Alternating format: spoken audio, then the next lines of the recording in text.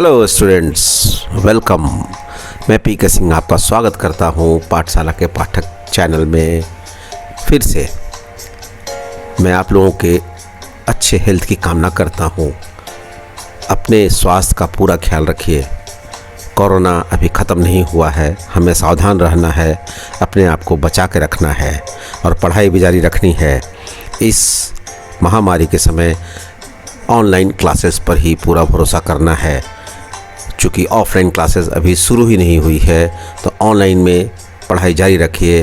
हम फिर से आपके लिए एक नया वीडियो लेकर आए हैं।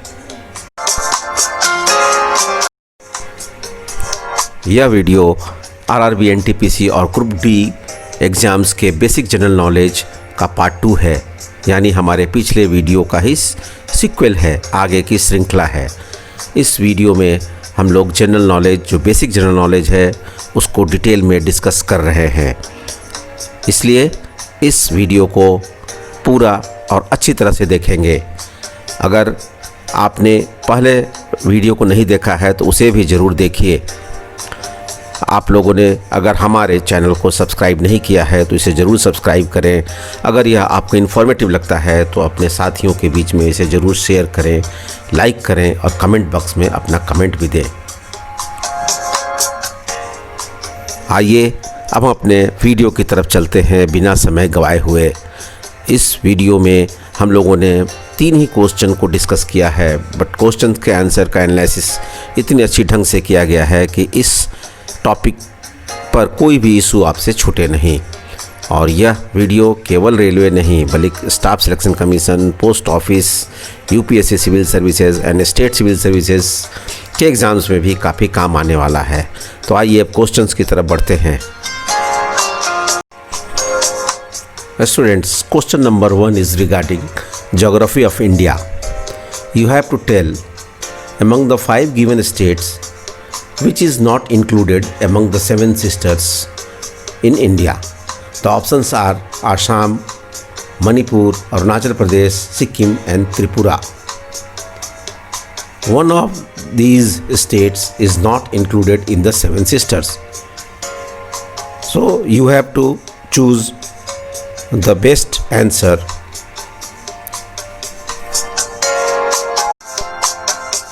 प्रश्न संख्या 1 में हमें बताना है कि दिए गए 5 राज्यों में से वह कौन सा राज्य है जो भारत में 7 सिस्टर्स यानी 7 बहनें में शामिल नहीं है। भारत के नॉर्थ ईस्ट स्टेट के नॉर्थ ईस्ट में स्थित कुछ स्टेट्स को हम 7 बहनें के रूप में जानते हैं। तो आपको बताना है कि उनमें से कौन सा स्टेट ऐसा है जो कि 7 बहनों में शामिल नहीं है। आप इस आंसर्स को ध्यान से देखिए और ऑप्शन को सोच के रखिए। हम शीघ्र ही इसके आंसर को लेकर आ रहे हैं।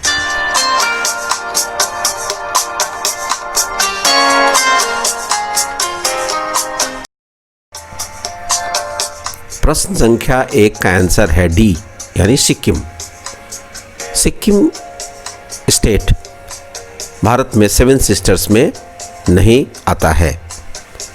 ये जो 7 सिस्टर्स हैं, ये 7 states of north east India यानी उत्तर पूर्व भारत के 7 राज्य हैं, जिन्हें हम 7 बहनें या 7 सिस्टर्स के नाम से जानते हैं।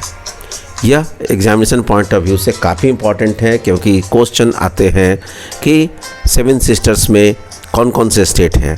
यहाँ क्वेश्चन पूछा गया है कि कौन सा स्टेट नहीं है, तो आपको अच्छी तरह याद रखना है कि सिक्किम 7 सिस्टर्स में नहीं आता है। ये जो टर्म है 7 सिस्टर्स, ये काफ़ी फेमस है, लेकिन इसको पहली बार किसने कॉइन किया था, किसने उपयोग में लाया था, वो थे मिस्टर ज्योति प्रसाद साइकिया, जो कि एक सिविल सर्वेंट आसाम के थे, यानी एक सिविल सेवक, एक एडमिनिस्ट्रेटिव अफसर थे। उन्होंने पहली बार 7 सिस्टर्स नामक टर्म को उपयोग में लाया। आइए अब जानते हैं कि इन्हें 7 सिस्टर्स क्यों कहते हैं। इन 7 राज्यों को जो भारत के नॉर्थ ईस्ट में अवस्थित हैं, इन्हें 7 सिस्टर्स यानी 7 बहनें क्यों कहते हैं? क्योंकि एक तो ये नंबर्स में 7 हैं, दूसरे कि ये एक दूसरे पर काफ़ी निर्भर करते हैं जोग्राफिकली और कल्चरली भी इनमें आपस में काफ़ी समानता है। इसलिए इन 7 स्टेट्स को हम 7 सिस्टर्स के रूप में जानते हैं। स्टूडेंट्स, अब आइए जानते हैं कि ये 7 स्टेट्स कौन कौन से हैं। यह एग्जामिनेशन पॉइंट ऑफ व्यू से काफ़ी इम्पॉर्टेंट है। आपको याद रहना चाहिए इन 7 स्टेट्स का नाम। इसमें है आसाम, मिजोरम, अरुणाचल प्रदेश, मणिपुर, मेघालय, त्रिपुरा और नागालैंड। ये 7 स्टेट भारत के उत्तरी पूर्व हिस्से में बसे हुए हैं। स्टूडेंट्स, हम लोगों ने 7 स्टेट्स का नाम आपको बताया, बट उसमें सिक्किम का नाम नहीं था। सिक्किम भी लगभग भारत के नॉर्थ ईस्ट इलाके में है, लेकिन सिक्किम इन 7 स्टेट्स में नहीं आता है या 7 सिस्टर्स में नहीं आता है, क्योंकि अगर आप इस स्क्रीन पर दिखलाए गए इंडिया के मैप को ध्यान से देखेंगे तो पाएंगे कि सिक्किम को ये 7 स्टेट्स को सेपरेट करता है वेस्ट बंगाल। वेस्ट बंगाल का ऊपरी हिस्सा, जिसे कि हम चिकन स्नेक यानी मुर्गे की गर्दन भी कहते हैं, वह सिक्किम को इन 7 स्टेट से 7 बहनों से अलग करता है। तो आप पाएंगे कि सिक्किम बहुत नज़दीक होते हुए भी इन 7 सिस्टर्स 7 बहनों में एक नहीं है। यह क्वेश्चन आपके एग्जामिनेशन पॉइंट ऑफ व्यू से इम्पॉर्टेंट है। बार बार क्वेश्चन ये पूछा गया है, इसे ध्यान से देखें और समझ लें। फिर हम अगले क्वेश्चन की तरफ बढ़ेंगे। आइए अब हम दूसरे प्रश्न को देखते हैं। Question number 2 is regarding parliament of religion. The question is where was the first world parliament of religion held in the year 1893? You have 5 options: New York, Chicago, Paris, Geneva and Washington DC. You have to opt one of them. प्रश्न संख्या 2, यह विश्व धर्म महासभा के बारे में है। इसमें पूछा गया है कि वर्ष 1893 में प्रथम विश्व धर्म महासभा कहाँ आयोजित हुई थी? न्यूयॉर्क, शिकागो, पेरिस, जिनेवा या वाशिंगटन डीसी में। स्टूडेंट्स, आपको इनमें से एक ऑप्शन को चुनना है कि यह प्रश्न बहुत ही महत्वपूर्ण है और काफ़ी कॉमन भी है। तो आप प्रश्न के उत्तर को सोच के रखिए, हम शीघ्र ही इसके आंसर को लेकर आने वाले हैं। प्रश्न संख्या 2 का आंसर है बी, यानी शिकागो। शिकागो ही ऐसा शहर है जहां फर्स्ट पार्लियामेंट ऑफ रिलीजन आयोजित हुई थी 1893 में। तो स्टूडेंट्स, आइए हम शिकागो के बारे में कुछ जानते हैं।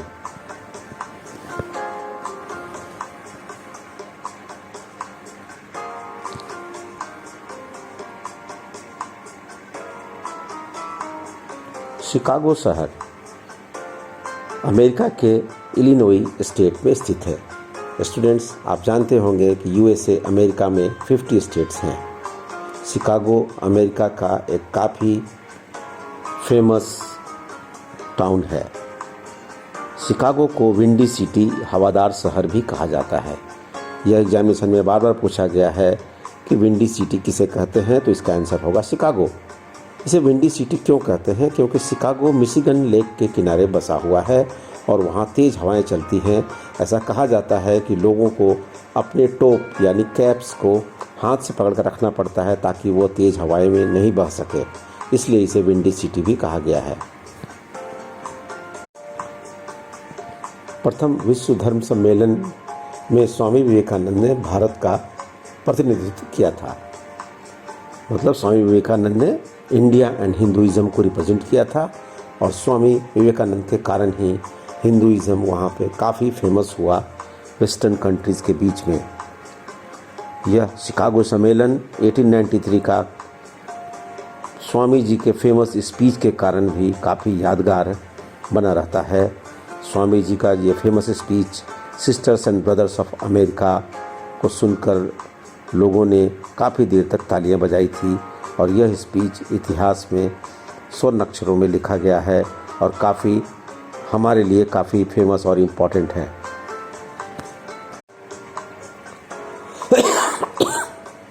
स्वामी विवेकानंद के बारे में आइए कुछ जानते हैं।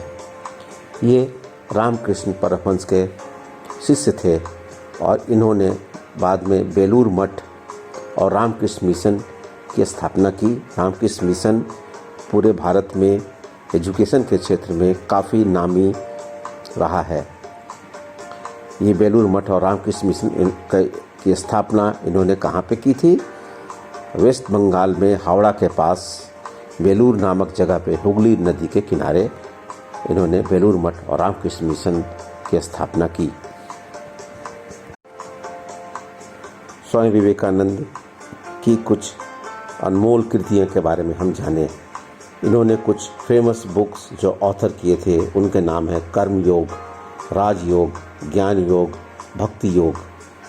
ये पुस्तकें आज भी काफ़ी श्रद्धा और विश्वास के साथ पढ़ी जाती है। स्वामी विवेकानंद हमारे देश के लिए काफ़ी महत्वपूर्ण एवं फेमस लीडर, रिलीजियस एवं सोशल रिफॉर्मर के रूप में उभर कर सामने आए, इसलिए उनको यूथ आइकन इन इंडिया भी कहा जाता है। भारत सरकार ने 1985 से 12 जनवरी को हर एक वर्ष नेशनल यूथ डे यानी राष्ट्रीय युवा दिवस के रूप में मनाना शुरू किया है।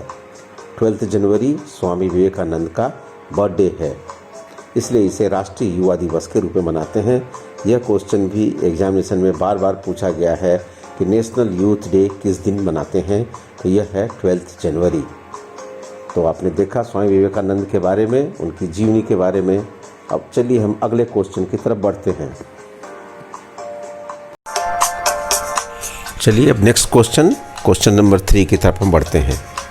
Question number 3 is regarding Indian geography and particularly about Tropic of Cancer. The question is, among the given 5 states through which Tropic of Cancer does not pass? The options are Madhya Pradesh, West Bengal, Rajasthan, Odisha and Jharkhand. You are required to opt one of them. प्रश्न संख्या 3 भारतीय भूगोल से संबंधित है। हमें बताना है कि कर्क रेखा भारत के निम्नलिखित किस राज्य से होकर नहीं गुजरता है? मध्य प्रदेश, पश्चिम बंगाल, राजस्थान, उड़ीसा, झारखंड। स्टूडेंट्स, यानी इस प्रश्न का उत्तर देने के लिए आपको जानना होगा कि कर्क रेखा भारत के किन किन राज्यों से होकर गुजरती है। तो आप आंसर को सोच के रखिए, हम इसके आंसर को लेकर शीघ्र ही आ रहे हैं।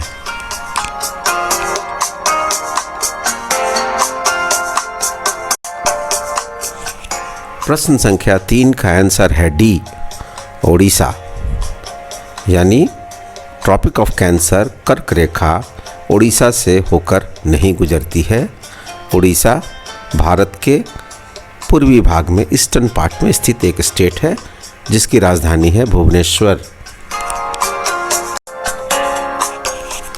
स्टूडेंट्स, अगर आप इस मैप को ध्यान से देखेंगे तो पाएंगे कि ट्रॉपिक ऑफ कैंसर यानी कर्क रेखा भारत के 8 राज्यों से होकर गुजरती है। अगर हम वेस्ट से ईस्ट की तरफ देखते हैं तो हमें जो राज्य मिलते हैं वे हैं गुजरात, राजस्थान, मध्य प्रदेश, छत्तीसगढ़, झारखंड, वेस्ट बंगाल, त्रिपुरा और मिजोरम। इसमें उड़ीसा का नाम नहीं है, अतः यह रेखा उड़ीसा से होकर नहीं गुजरती है। इस प्रश्न के उत्तर को यानी 8 राज्यों के नाम को याद रखने के लिए एक शॉर्टकट ट्रिक भी है।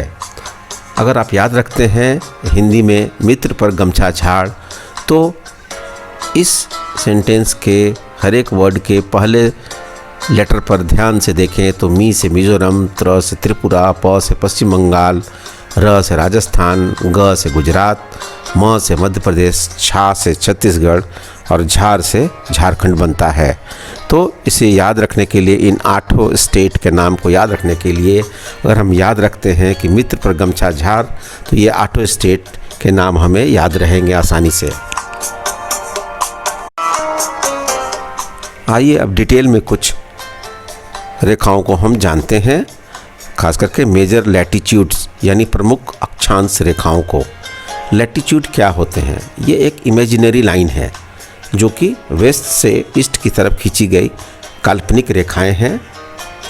And it is a measurement of distance north और साउथ ऑफ द इक्वेटर, यानी भूमध्य रेखा से उत्तर और पूर्व में खींची गई रेखाएं हैं जिन्हें कि हम मेज़र करने के उद्देश्य से काल्पनिक रेखाओं को खींचा गया है। इनमें जो प्रमुख हैं वो 3 हैं, equator, Tropic of Cancer and Tropic of Capricorn. अब इनको हम लोग डिटेल में देखेंगे। जो पहला प्रमुख लैटिट्यूड है वो है इक्वेटर यानी भूमध्य रेखा। यह एक काल्पनिक रेखा है और it divides the earth into equal parts. ऊपर वाले पार्ट्स को हम नॉर्दर्न हेमिस्फीयर कहते हैं और नीचे वाले पार्ट्स को हम सदर्न हेमिस्फीयर कहते हैं। अब प्रश्न आता है कि इंडिया किधर बसा हुआ है, तो पोजीशन ऑफ इंडिया क्या है? On the northern part of the globe, यानी नॉर्दर्न हेमिस्फीयर में पूरा का पूरा भारत बसा हुआ है, यानी पृथ्वी के उत्तरी गोलार्ध में भारत अवस्थित है। इक्वेटर का लैटिट्यूड क्या है? 0 डिग्री अक्षांश। यह 0 डिग्री है और इसके बाद से हम ऊपर या नीचे डिग्रीज को काउंट करना स्टार्ट करते हैं। दूसरा इंपॉर्टेंट लैटिट्यूड है ट्रॉपिक ऑफ कैंसर यानी कर्क रेखा।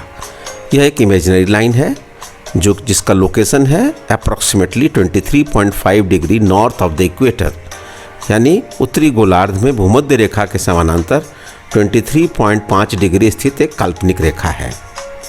यह रेखा ट्रॉपिक ऑफ कैंसर भारत को लगभग 2 हिस्सों में बांटती है और भारत के बीचों बीच होकर गुजरती है।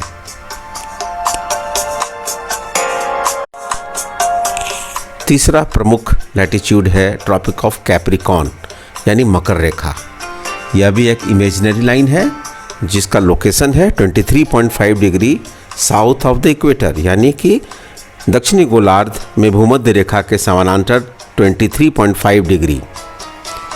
यह रेखा काफ़ी इंपॉर्टेंट है ज्योग्राफी के पॉइंट ऑफ व्यू से और काफ़ी कॉन्टिनेंट्स को यह क्रॉस करता है, जैसे ऑस्ट्रेलिया, साउथ अमेरिका, अफ्रीका में भी साउथ अफ्रीका को यह क्रॉस करता है। इस तरह अनेक देशों को यह क्रॉस करता है।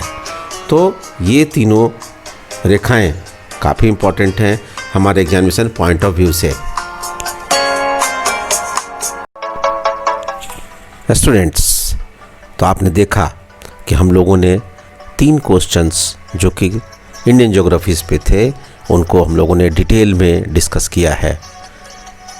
इस डिटेल में डिस्कस करने का फ़ायदा ये है कि इन टॉपिक पे कोई भी इशू आपसे छूटे नहीं और किसी भी एग्ज़ाम में ये सारे क्वेश्चंस के जवाब आप आराम से कर सकें। इसमें कहीं से भी कोई भी क्वेश्चन पूछा जाए तो आप उसका जवाब दे सकते हो। तो हमारा प्रयास यही रहता है कि हम आंसर्स को इस तरह से डील करें कि आपके लिए इन क्वेश्चनों को या जीके का कोई भी क्वेश्चन आसान हो जाए। स्टूडेंट्स, अगर आपको यह वीडियो इन्फॉर्मेटिव लगता होगा तो इसे ज़रूर शेयर करें। अगर आपने सब्सक्राइब नहीं किया है अभी तक चैनल को तो ज़रूर सब्सक्राइब करें, अपने कमेंट को डालें और लाइक करें। हम इसी तरह से वीडियो लेकर आपके लिए आते रहेंगे। स्टूडेंट्स, आप लोगों को बहुत बहुत धन्यवाद, थैंक यू। आप लोगों ने इस वीडियो को देखा इसलिए, और आप लोगों ने जो पुराने वीडियो में हमें प्यार दिया है उसके लिए भी बहुत बहुत थैंक्स। हम लोग इसी तरह से और भी वीडियो आपके लिए लेकर आते रहेंगे। बहुत शीघ्र ही railway NTPC and group D के लिए बेसिक जनरल नॉलेज का पार्ट 3 यानी इसी का नेक्स्ट सीक्वेंस आपको श्रृंखला देखने को मिलेगी। तब तक आप पढ़ाई जारी रखिए, सेफ रहिए, stay safe and always be positive. Thank you.